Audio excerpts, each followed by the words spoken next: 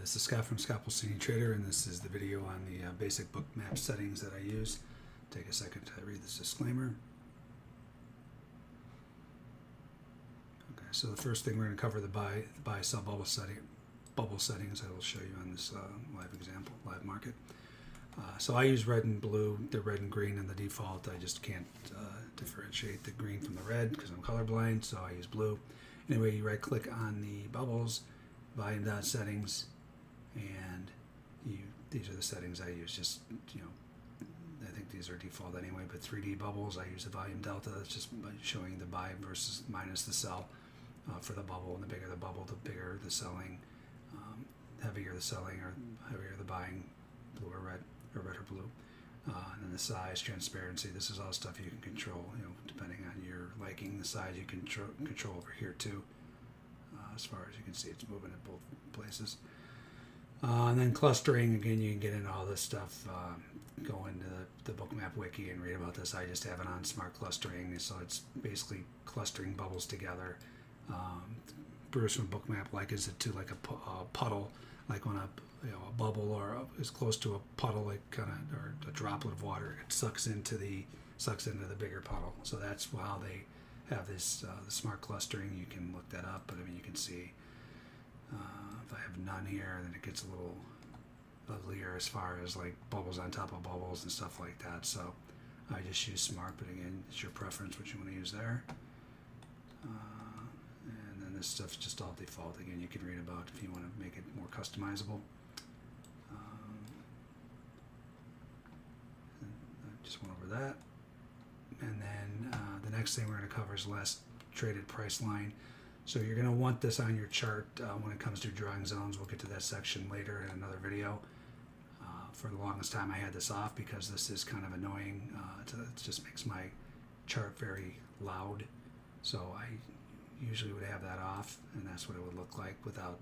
I used to draw the zones to the bubbles, and that was actually incorrect. So the last traded price line is showing the exact traded price, and that's usually the center of the bubbles. But trying to guess the center of the bubbles is difficult a lot of times. So you just right click. You can either right click here, configure visible components, and then click last price line, and it'll show that line. And then when you take your bubbles off, you can see these are actual traded prices, easier to see than just these tiny bubbles.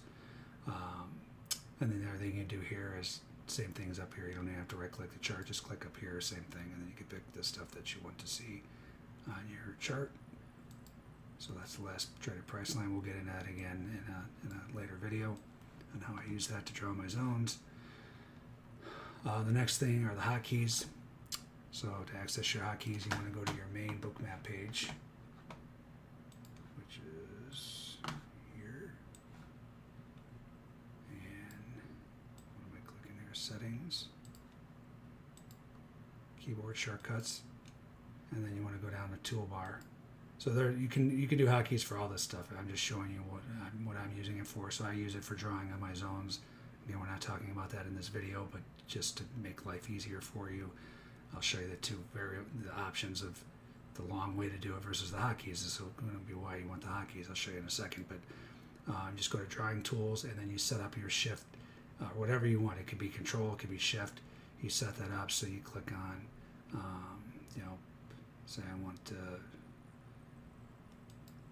line. So you click on whatever you want to change. You left click on that, and then you right click, hit add shortcut, and then where is? Oh, can't find the. Oh, it's up here. Sorry. So then this will pop up, and then you press what you want. So if I want for this line, say I want Shift L. Hold down Shift and L at the same time, and that will be your. And it's no conflicts. Maybe you don't have another hotkey set up that way. Hit OK. So if I hit Shift L, it'll draw a line. I have Shift L for my horizontal line. Shift E for edit drawing. So you're going to have to go into edit mode to get to these, to get to the drawing of the lines. We'll get into that, but otherwise, if you don't have hotkeys, then you have to go through this process, and it's very tedious. I'm praying for the day they come up with a updated version of the drawing of these drawing tools. But you have to go in here if you want to draw something and hit edit. Then you have to come in here again pick, say we're drawing a zone, horizontal line, you got to pick that. And then I actually have this, you could have it on single figure mode where it resets. If I have this off, it'll stay on whatever I check, right? So if I check horizontal line, it'll keep drawing horizontal lines until I get out of this edit mode. If I have it on, single figure mode, it'll just draw the one and then it'll go back off the edit mode. So you can have it so, again, it stays on or off. If you have it off, it's going to stay on that edit mode, so you physically come up here and click this. And then if you have it checked, it goes off immediately. Otherwise, if you want to draw without hotkeys, you got to click on this. You got to click horizontal line, draw the line, and then to get out of that mode, because it won't let you pull the chart around. And you can see this yellow square around here. You got to get out of that mode to do anything else. So you got to come back here, hit none, and get out of it. So if on my hotkeys, all I have to hit, so my personal hotkey is to get in edit mode, Shift E, and you can see how that just automatically drew that, or got me into this mode versus having to click it up here. And then if I hit Shift H, I'm in horizontal drawing line mode, and it just draws it for me, right? But it goes back, because I have, see how it went back out of edit mode on its own? Just that's because I have single figure mode. And if you have this unchecked, then it'll stay in edit mode as long as you can keep drawing lines like I showed you. So very tedious. Bookmap is incredible. That's the driver of everything I do, but some things need to be improved on, and they have a lot on their plate, the developers, that I'm sure this will be addressed eventually. So that is for the hotkeys, and then again, you can set these up for all these other things too if you want for the hotkeys. I'm not going to get into those right now. Next is the alert box. So this is just to let you know your SI indicator, and this market just started Globex, so I'm not going to have any alerts on here, but to get the alert box, we'll get into this, the SI indicator. This is for the SI indicator, so you can hear the alerts and see the alerts. We'll get into those settings, but over here you want to go to File, Alerts, and then this box will pop up. So you can have this on the side, so throughout the day, a lot of times you'll be doing something on a call, whatever, and you hear something, but you don't actually hear it, and you're like, wait, what was that? All you got to do is come back to this box, and it'll read off exactly what fired off. Again, we just started Globex, so there's nothing in there. I'm sure something will pop up as I'm on this video, though, to interrupt me, because that's how it usually works. And let's see, next one is, so this is to get into replay mode. So every day that you trade, it stores the files on your computer. So for my trade room, for example, I give the feeds out for every day for the last, almost 3 years now, of all these different products. So whatever products you're watching, it's only going to record that data onto your computer for the products you're watching. So you're not going to get all of these unless you have all these subscribed to. See what I'm saying? So the point is, I'll show you the basic how to get in here and access these from your computer. So let's hop on my other computer here. So let's just start from scratch. Here, let's get X out of this. So what you want to do is open up your Bookmap. Got it over here. Hold on a second. It takes a second to load up here. I'm still waiting. So once this populates here, you're going to see trading mode, simulation mode, replay mode. You want to get into replay mode, hit OK. And then you're going to see over here, this will pop up. Then here's where you bring in your data files, right? So if you save files, from the every data file is going to save to your computer. You have to manually delete them if you want this when it's saved on your computer. So you'll get something that looks like this, right? So you have all the feeds. This computer I haven't saved every day like my other computer, but you can see all these feeds, and this is a lot of data that may be jamming up your computer if you don't know they're on there. So if you don't want these days, you just come in here and delete them, and it'll send them to your recycle bin, right?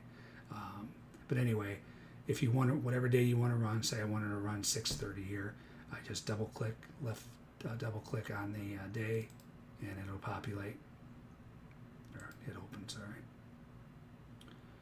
And then it'll start playing this day. So what you want to be careful of, because this thing crashes very easily, so especially if you have a lot of products that you're watching, again, these are ones that I'm watching. You're not going to get all these unless you're subscribed to these, and more will populate here as it gets going. And actually I started this that night, but what you want to do is let this populate, because I'm going to show you the speed up feature, which you're going to obviously want to do. You're not going to watch the day in real speed, right? You'll be sitting here for 7 hours watching market movements. So the whole idea of this is you can practice, you can speed it up to get your various setups, right? So let's see here, to practice your SI indicator setups and stuff like that. So what you want to do is let this populate, give it about, I'd say 20-30 seconds, and then you can start to speed it up if you want, right? But I wouldn't just jump to 128, 256 times. I would gradually lead up to it, or you're going to get a crash. It'll crash on you, and that's quite a pain, especially if you get going a little bit and you speed it up. You're an hour into it, and then all of a sudden it crashes. So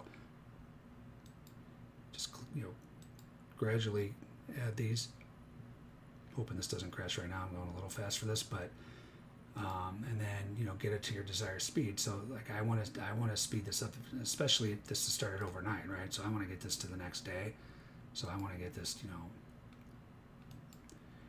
it says 256, 500. Actually, they finally stopped. 512. This does not change after I think it's 128. It doesn't make a difference after that. So don't think if you put it at 500 it's going to be faster. I think the max speed is more like 128. So, but that's definitely a lot faster. You can see this day whipping by now.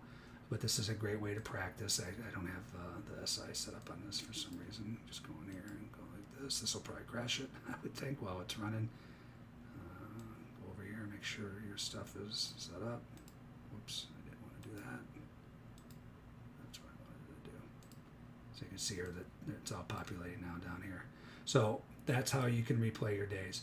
So the other thing you want to know, if you can either have your own, you feed from your computer, or you can open these up from the download. So for instance, my Bookmap data feeds in my trade room, you can get access to. You have to go to the data feed. Let me just show you guys in case you're